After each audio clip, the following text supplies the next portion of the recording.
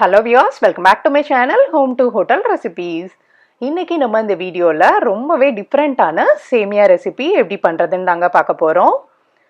முதல்ல நம்ம அடுப்புல ஒரு நான்ஸ்டிக் pan எடுத்துக்கோங்க. அப்பதான் நமக்கு சேமியா வந்து ஒட்டாம உதிரி உதிரியா வரும்.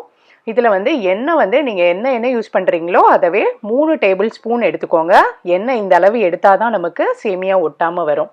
எண்ணெய் நல்லா காஞ்சதுக்கு அப்புறம் பிரிஞ்சி இலை 1, பட்டை 1 இன்ச்ல ஒரு பீஸ் போட்டுக்கோங்க. கிராம்பு 3, ஏலக்காய் 2. ஏலக்காய் வந்து இந்த மாதிரி பிச்சிட்டு போட்டுக்கோங்க, அப்பதான் நல்லா ஃப்ளேவர் இறங்கும். லைட்டா மிக்ஸ் பண்ணி விடுவோம். லைட்டா வதங்கினதுக்கு அப்புறமா பெரிய வெங்காயம் மீடியம் சைஸ்ல இருக்க 2 வெங்காயத்தை இந்த மாதிரி நீளமா கட் பண்ணிட்டு போட்டுக்கிறேன். வெங்காயம் போட்டதுக்கு அப்புறமா கொஞ்சமா உப்பு போட்டுட்டு வதக்கணும் அப்படின்னா அது சீக்கிரமே குக் ஆயிரும் நமக்கு. இப்போ வெங்காயத்தை நல்லா வதக்குவோம். இப்போ வெங்காயம் நல்லா வதங்கிருச்சு. இதுக்கப்புறமா இஞ்சி பூண்டு பேஸ்ட் 1 டேபிள் ஸ்பூன் போட்டுக்குவோம். இதை நல்லா மிக்ஸ் பண்ணி விடுவோம். இஞ்சி பூண்டு பேஸ்ட் வந்து நல்லா பச்சை வாசனை போகிற வரைக்கும் வதக்கணும் நம்ம. இப்போ நல்லா வதங்கிருச்சு. இதுக்கப்புறமா ஒரு பெரிய தக்காளி இந்த மாதிரி கட் பண்ணிட்டு சேர்த்துருக்கேன். இதையும் நல்லா வதக்குவோம். தக்காளியும் நல்லா சாஃப்ட் ஆகணும், அது வரைக்கும் வதக்கணும்.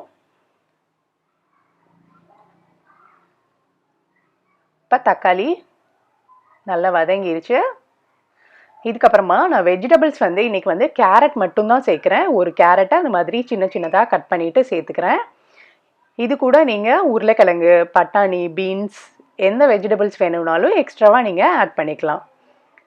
இதை வதக்குவோம். திரும்ப கொஞ்ச நேரம் வதக்கணும் நம்ம காயை. இப்போ லைட்டாக வதங்கிருச்சு. இதுக்கப்புறமா மஞ்சள் தூள் 1/4 டீஸ்பூன், மிளகாய் தூள் 1 டீஸ்பூன், தனியாத்தூள் 1/2 டீஸ்பூன், பிரியாணி மசாலா தூள் அப்படின்னு சொல்லிட்டு கடையிலையும் கிடைக்கும், வீட்லேயும் நம்ம ரெடி பண்ணலாம். இது நான் வீட்டில் ரெடி பண்ண பவுடர் 1/2 டீஸ்பூன் போட்டுக்கிறேன். நீங்கள் கடையில் வாங்கினதுனாலும் அதை யூஸ் பண்ணிக்கலாம். இதை எல்லாத்தையும் நல்லா மிக்ஸ் பண்ணி விடுங்க. இந்த மசாலா ஃபுல்லாக பச்சை வாசனை போகிற வரைக்கும் நம்ம வதக்கணும். அப்போ தான் நமக்கு நல்லாயிருக்கும் ஃப்ளேவர். இப்போ காய் வேகணும். அதுக்காக கொஞ்சமாக கையில் அந்த மாதிரி தண்ணி ஊற்றிட்டு தெளித்து விட்டுக்கிறேன். நீங்கள் போடுற காய்க்கு ஏற்ற மாதிரி தண்ணி தெளித்து விட்டுட்டு ஒரு தடவை மிக்ஸ் பண்ணி விட்டுக்கோங்க. மிக்ஸ் பண்ணிவிட்டு பேனை மூடி போட்டு அந்த காயை வேக விடுவோம். நம்ம தண்ணி ஃபுல்லாக வற்றணும் நமக்கு.